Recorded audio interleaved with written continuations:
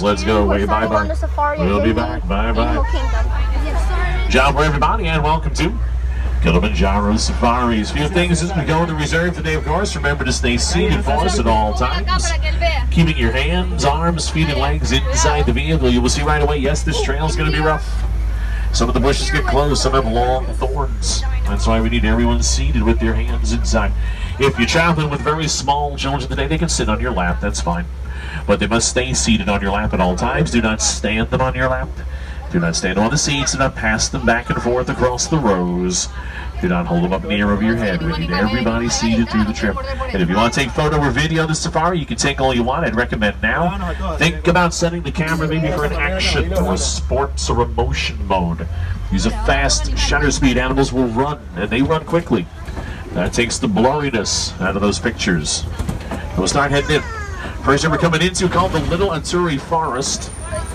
Lots of shady areas here, lots of places for animals to hide. See the right? See the bamboo fence line that borders the reserve? There's an okapi up on the hill by the tree back there. Okapi have zebra-like stripes on the legs and the hind quarter. They are not a member of the zebra family at all. They are a member of the giraffe family. Okapi so shy they were not discovered by the Western world until 1901. Till then people thought they were just a myth.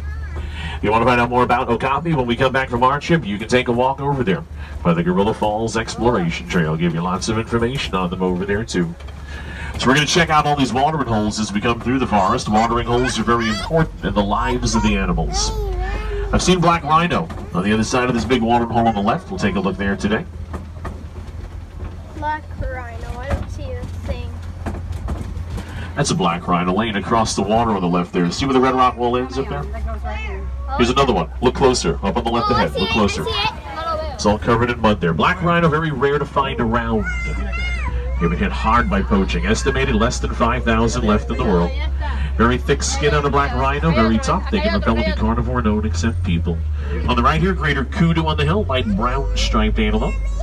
Greater kudu, second tallest antelopes in Africa. A little bit smaller than a Patterson's, even a full-grown male. Weighing close to 750 pounds. Those are female you see up there. The male greater kudu have very large horns. You see the Warden Patrol up ahead of us here. Looks like they're checking on some bongo. On the other side of the trail there, dark brown striped antelope, swept back horns. Bongo usually kind of shy around here. In fact, we gave them a nickname, the ghost of the forest, because you rarely see them walking around here in the daytime. You're starting to see coloring and striping on animals, big factor in helping them blend into the surroundings. And in turn, it becomes a key factor in their survival in the wild.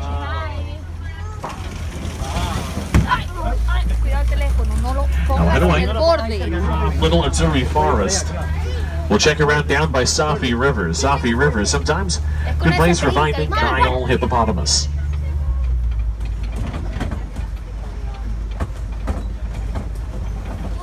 Still nothing. Right now, nothing. Up ahead on the right, looks like some hippo getting some sun on the banks of the river ahead of us.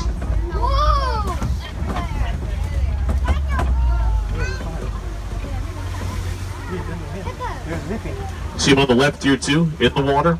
Looks like big rocks in the river down there. These are all hippo. Hippos spend their time mostly in the water, where their bodies will overheat quickly. A newborn hippo weighs about 85 pounds. A full-grown male starts tilting the scales over 5,000 pounds. So we can find some closer in the water next to us here. Pink-backed pelicans here too. Large pelicans nesting on the island. Whole flock gathers fish in the shallow water, so they feed at the same time. Keep checking the water for hippo. You're looking underwater too, remember. People have a tendency to think hippos swim underwater. Hippos don't swim. If it's a shallow river, they walk around or glide around on the river bottom. And a full-grown hippo holds its breath underwater close to 8 minutes at a time.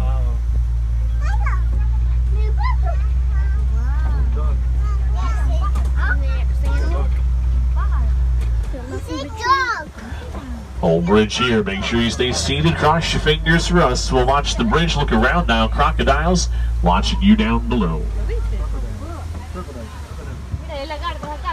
And they're large. Full-grown male grows about 25 feet in length, weighs around 200 pounds.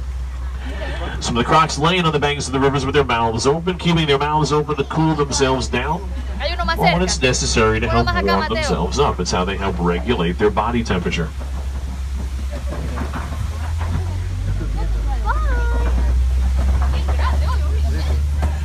We'll leave one ecosystem behind. We'll head out to a different ecosystem with different animals as we go. Show you some at the top of the big hill.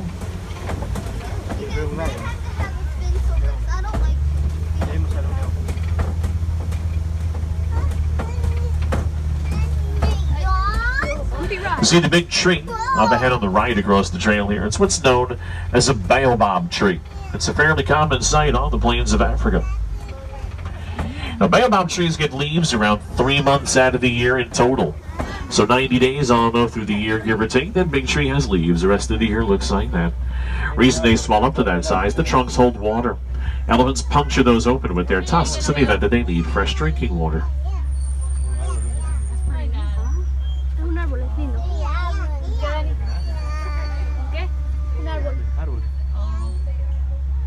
Big fat tree, so who cares? Let's move on to animals. Ooh,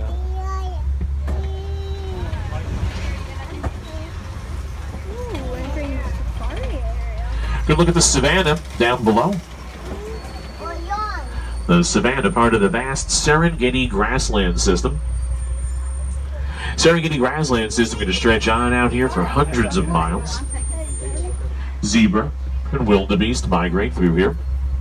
Giraffes and antelopes live here all year long, all part of the wild Africa we work to save.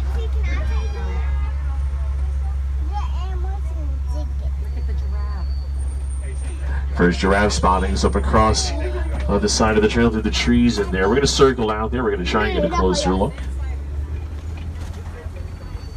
Probably don't see it, but there's a bunch of giraffes over there.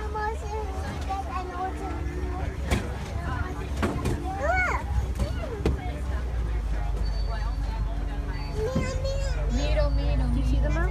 Remember, we're just coming down here, so look around.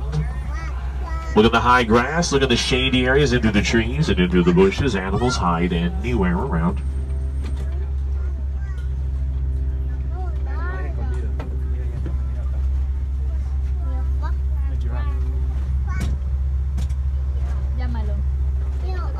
Quite a few giraffes up ahead on the right here. If you look carefully into the trees as we come up, and we'll still try and get closer as we go around the other side. Giraffes, of course, are the tallest mammals. A baby giraffe, when it's born, it's already 6 feet tall. Adults can go anywhere between 16 and 20 feet tall. It depends on their subspecies.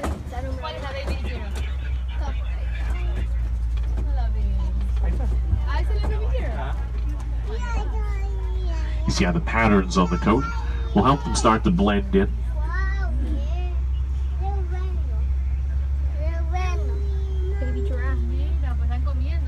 Baby giraffe. No, es enorme. Es grande, pero porque ellos son grandes.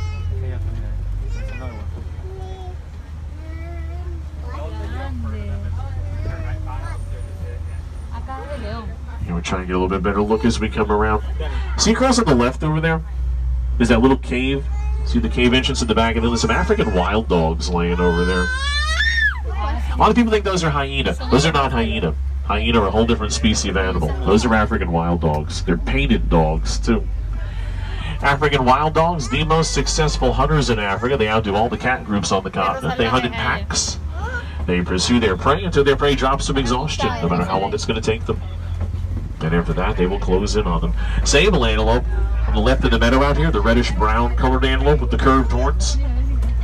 Horns on sable antelope growing about 60 inches in length. The sable antelope, the official mascot of the Harambe Wildlife Reserve. Also seeing the cones of earth out here too. Lots of tall ones up ahead. These are all termite mounds. Termite mounds are hard as concrete. Tall ones like you see around us over here. At these tall sizes, elephants are going to use these like a scratching post. But eventually they're going to break these and wear them all down.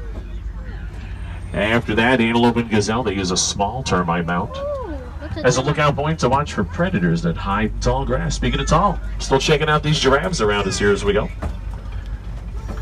Now, the conditions you're seeing on this savanna, they've been created pretty much by wildlife that's living around us. Elephants are the bulldozers. They knock trees down so they can eat them. That's going to let the grasses spread. Giraffes are like pruning shear. They like eating leaves from the undersides of trees, and that lets the sunlight pass through. Zebra and large antelopes eat tall grass, and small eaters like springbok or warthogs They trim up the edges.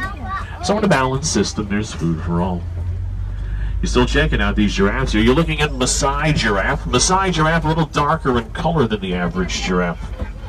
The pattern on the coat, very broken up, very jagged looking. Some people think the pattern on the Maasai giraffe coat looks like a jigsaw puzzle pattern. Some people think it looks like an oak leaf or a maple leaf pattern. Just depends on the giraffe you're watching. But it's very effective at letting them blend right to the natural environment. Springbok on the left and the right here, all around us, little tiny tan, black, and white striped antelope.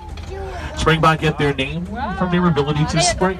They're good leapers. They feel threatened by a predator, they jump up and down when they run. And they take a good leap, about 11 feet out and across. Very impressive to see. Springbok very similar looking to Thompson's gazelle, but believe it or not, a full-grown Thompson's gazelle is smaller than these full-grown Springbok. Lots of white-bearded wildebeest here too. White-bearded wildebeest, more commonly known as the ewe, the African word describing the grunting sound they make. White-bearded wildebeest, one of the last of the large great migrating herd of animals on the planet. Experts say 1.5 million of them are going to migrate through the grasslands of eastern Africa every year. Wildebeests.